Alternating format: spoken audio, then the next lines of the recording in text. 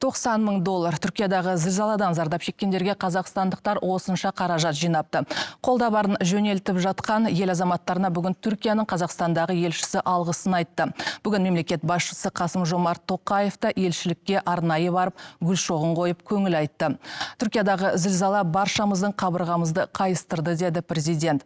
Зілзала болған аумақтағы ауыр ахуалды оқиғаның ортасынан келген отандастарымыз өз аузымен баяндап берді. Елордадан Елдос Есенбол толықтырсын. Мемлекет басшысының бүгінгі жұмыс күні Қазақстандағы Түркия елшілігіне гүл шоғын қоюдан басталды. Қасым-Жомарт Тоқаев бауырлас ағайынға қазақ халқының және жеке өз атынан көңіл айтып, арнайы кітапшаға тілегін қалдырды. Қазақ халқы, түрік халқы, бауырлас халық, сондықтан әрқашанда бірге боламыз. Бұл қасіретті міндетті түрде еңсереміз.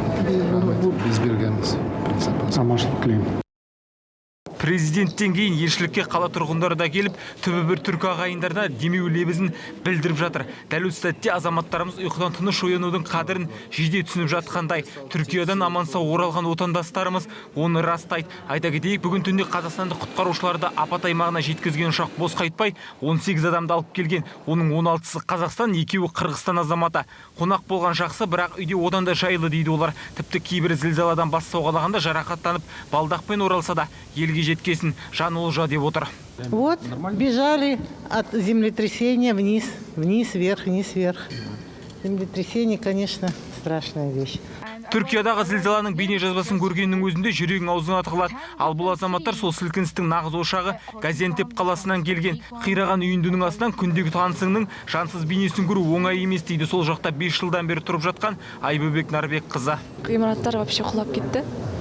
Сол ғимараттың астында қалып кеткен менің коллегам бар. Сол бүгін кешке өлінесі табылды оның. 3 сөзбен айтып жеткізе аламын. Біріншісі түсінбейсің не болып жатқан. Екіншісінде қорқыныш өзіңнің өміріңе, және жолдасың өміріне, және жақындарының өміріне. Үшіншісі соны қабылдайсың. Таң ата зілзала басталғанда не болғанын көпшілігі түсінбей қалған. Сырт киіміне тастап бас сауғалай қашқан ширек ғасырдан бері Түркия мен Қазақстан арасын жол қылып сауда-саттық жасаған Асадулла Арыстанов мұндай апатты алғаш рет бастан кешірдім дейді. Сол жұмыс бабымен барғанбыз.